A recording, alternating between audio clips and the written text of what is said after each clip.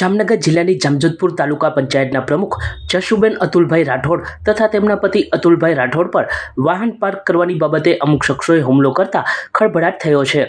તલવાર સહિતના હથિયારોનો ઉપયોગ થયો હોવાની ચર્ચા છે.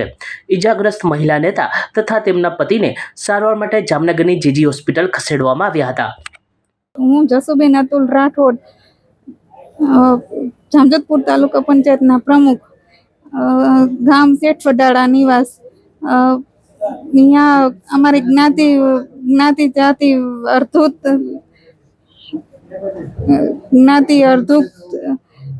લેવા પાંચ જણાએ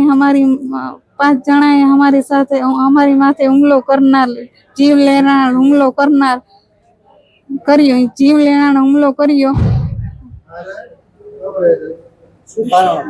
એનું કારણ ગાડી પાર્કિંગ રાખી હતી તો એમ કીધું કે અહીંયાથી ગાડી પાર્કિંગ શું કામ કરી. એમાં જામજોધપુર તાલુકા પંચાયતનો પ્રમુખનો બોર્ડ હતો તો ત્યાં ગાડી પાર્કિંગ કરી તો કે અહીંયા શું કામ ગાડી ઊભી રાખી. તો હું અંદર બેઠી હતી, હું, મારા બે દેર ને મારા ઘરવાળા, અમે ચારેય સાથે બેઠા હતા. તો અમે ગાડી હજી પાછળ લેવા જાય ને ત્યાં પેલા ગારું કાઢવા માંડ્યા અને અમારા જ્ઞાતિ પ્રત્યે મન ફાવે તેમ બોલવા માંડ્યા. પછી અમે બહાર નીકળ્યા તો એ લોકો 5 શખ્સ હતા, એ લોકો તલવાર ને ધોકા ને લઈને હુમલો કરવા માંડ્યા અમારી માથે. એક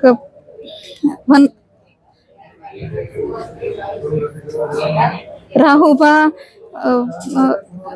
મયુરભાઈ, રાહુભાના ભત્રીજા અને એમના બનાવી એટલા 4-5 લો અને એક હું અજાણ્યા શખ્સ હતા, હું ઓળખતી નથી તેમણે. અને મારા ઘરવાળાને હું બચાવવા જાતી હતી તો મને પણ ધક્કાન, મારા ઠીકાન, ધુંબાન, લતુન મારી તો મારી. એ લોકોએ એવું બધું કર્યું.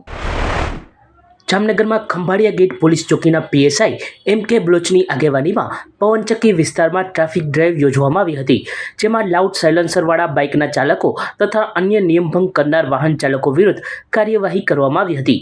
અમુક વાહનો ડિટેઇન પણ કરવામાં આવ્યા હતા.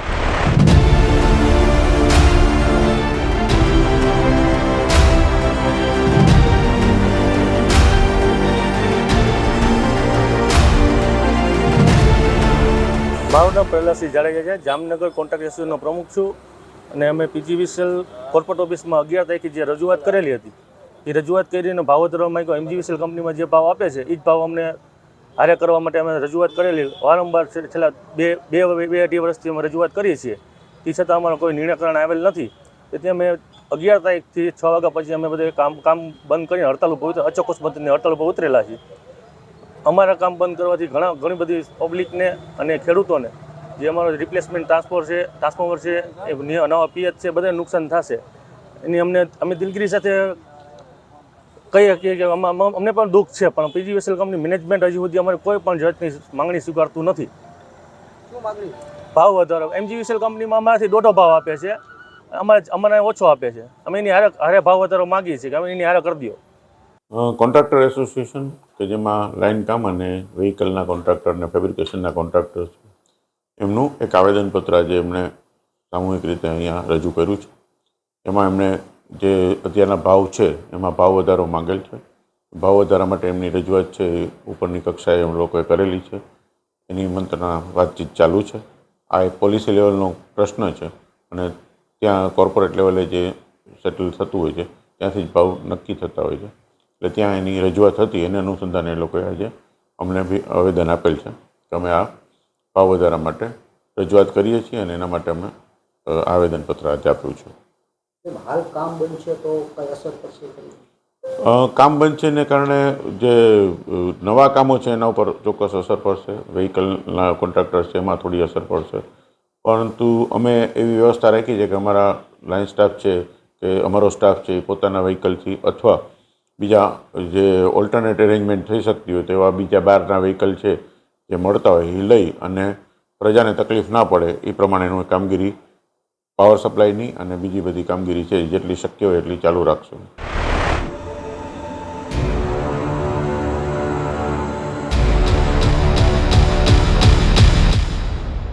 મારું નામ વકીલ આનંદ ગોહિલ. આજે અમે જામનગર શહેર અને જિલ્લાના દલિત સમાજના તમામ લોકો ડીએસપી સાહેબને એક આવેદનપત્ર આપી અને એક રજૂઆત માટે આવ્યા છીએ કે ભાઈ લાલપુર તાલુકાનો પીપળી ગામે એડવોકેટ જયદીપ મકવાણા કે જે પોતાની વાડીએ પોતાના કાકા સાથે બેઠા હતા ત્યારે ત્યાં ગામના માજી સરપંચે એના પર હુમલો કર્યો અને એ માજી સરપંચની વિરુદ્ધ 323, 504, 506 એટ્રોસિટી મુજબ ગુનો દાખલ થયો. એક બનાવી બીજો કાલાવડ તાલુકાનું જે રવાપર ગામ છે રામપર, એ ગામની અંદર પણ હુમલો કરવામાં આવ્યો. એના વિરુદ્ધ પણ 323, 504, 506 એટ્રોસિટીનો ગુનો દાખલ કર્યો. પરંતુ જે તપાસનીશ અધિકારી છે કે જે આરોપીને પકડીને કોર્ટમાં રજૂ કરવાનું હોય એની જગ્યાએ ફક્ત જે નવી BNSની નવી કલમ 35(2) મુજબ ફક્ત નોટિસ આપી અને પોલીસ સ્ટેશને જ છોડી દેવાની.